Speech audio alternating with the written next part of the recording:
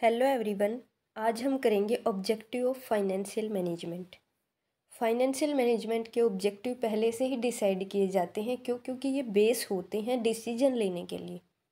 एक बिजनेस के अंदर फाइनेंशियल मैनेजमेंट के ऑब्जेक्टिव को डिसाइड किया जाता है ताकि एक बेस हमें मिल जाए अदर डिसीजंस लेने के लिए।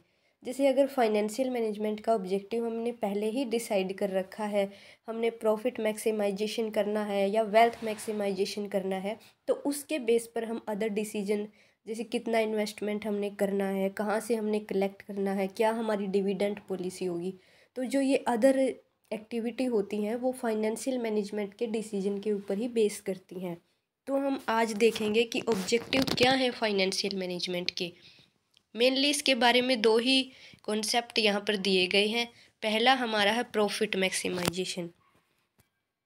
प्रॉफिट मैक्सिमाइजेशन का कॉन्सेप्ट ये कहता है कि केवल ऐसी क्रियाएं हमने एक बिजनेस के अंदर करनी है, इस प्रकार की एक्टिविटी हमने करनी है जिससे हमारा प्रॉफिट मैक्सिमम हो और हमारी जो कॉस्ट है वो मिनिमम हो।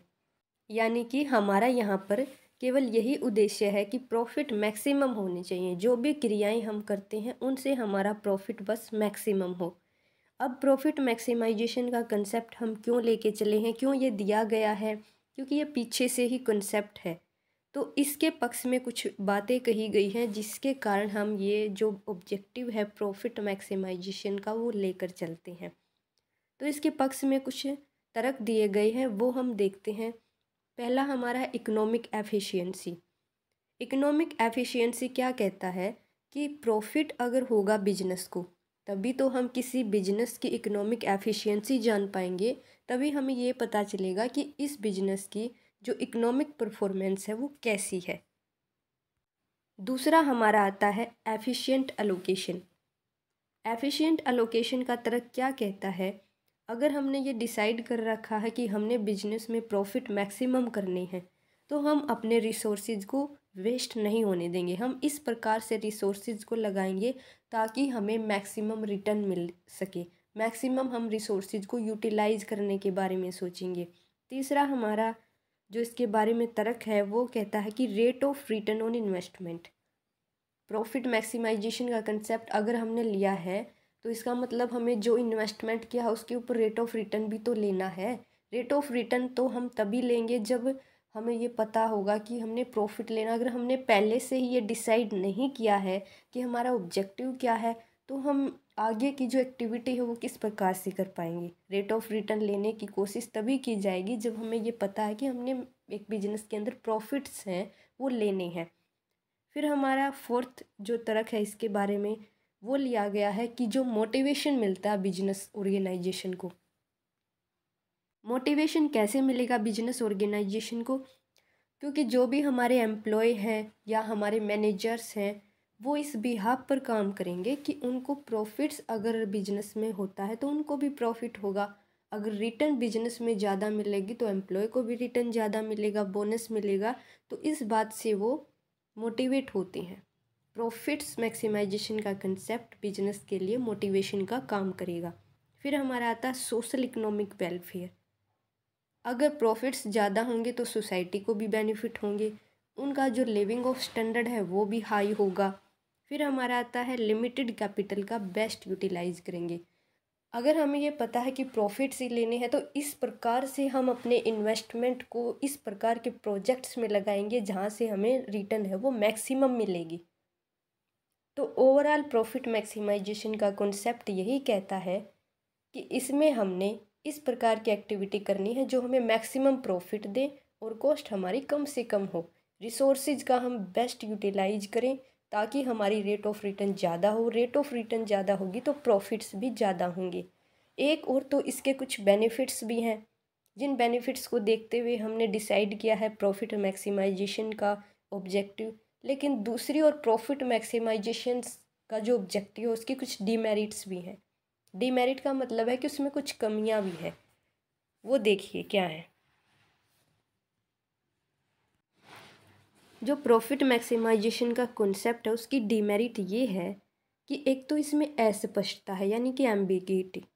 इसका मतलब क्या है कि यहाँ पर ये कुछ क्लियर नहीं है कि जो प्रॉफिट है वो शॉर्ट टर्म का प्रॉफिट ले रहे हैं या लॉन्ग टर्म का प्रॉफिट ले रहे हैं।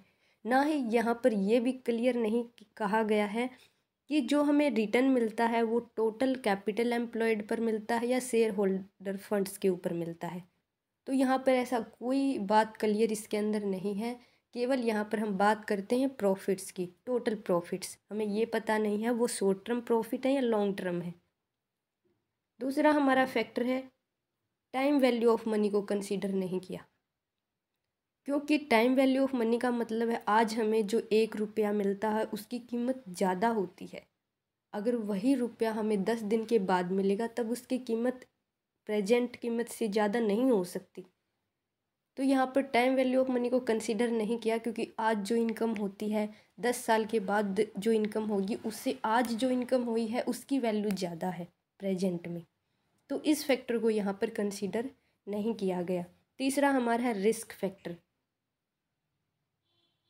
रिस्क फैक्टर में हम यहाँ पर ये कंसीडर ही नहीं करते हैं कि जो आज हमें पैसा मिलेगा उसमें सर्टेनिटी ज़्यादा है, लेकिन 10 साल के बाद हमें पैसा मिलता है, भले ही वो ज़्यादा हो लेकिन उसमें अनसर्टेनिटी है, यानी कि रिस्क फैक्टर को हम यहाँ पर कंसीडर ही नहीं करते हैं। दूसरा हमारा ऑब्जेक्टिव आता है वेल्थ मैक्सिमाइजेशन।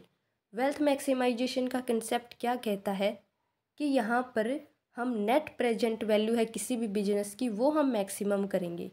और एक और इम्पोर्टेंट पॉइंट ध्यान रखना, वेल्थ मैक्सिमाइजेशन में हम अकाउंटिंग प्रॉफिट का जो कंसेप्ट है उसको बाहर कर देते हैं, वो यहाँ पर हम नहीं लगाएंगे। यहाँ पर हम केवल कैश फ्लो है, ध्यान रखना इम्पोर्टेंट है, कैश फ्लो को कंसीडर करते हैं। और वेल्थ मैक्सिमाइजेशन किसी भी फर्म की कैसे होगी, जो हमने टोटल कैपिटल हमने लगाई है पास्ट में बिजनेस के अंदर उसमें से फ़िलहाल जो ग्रोस प्रेजेंट वैल्यू हमारी है फर्म की वो लेस करते हैं। अगर हमारी नेट प्रेजेंट वैल्यू ज़्यादा होती है तो इसका मतलब वेल्थ मैक्सिमाइजेशन भी ज़्यादा है, फर्म की वैल्यू भी ज़्यादा है। अगर ये हमारी पास्ट की कैपिटल से अगर हमें कम मिलती है नेट प्रेजेंट वैल्यू फ़िलहाल, तो इसका मतलब है कि हमारी फर्म की वैल्यू जो है वो भी कम है। दोनों जो ऑब्जेक्टिव हैं वो आपने यहाँ पर क्लियर हो गए होंगे, दोनों ही इम्पोर्टेंट हैं। जो पहला ऑब्जेक्टिव था प्रॉफिट मैक्सिमाइजेशन का, उसको इतनी वैल्यू है वो नहीं दी गई है, उसको यहाँ पर हम इतना अप्लाई नहीं करते हैं। लेकिन जो दूसरा हमारा ऑब्जेक्टिव है वेल्थ मैक्सिमाइजेशन का, उसी को हम कंसीडर करके चलेंगे और ये इम्पोर्टेंट भी है। Thank you. अगर वीडियो अच्छी लगी हो लाइक करें, कमेंट करें, सब्सक्राइब करें।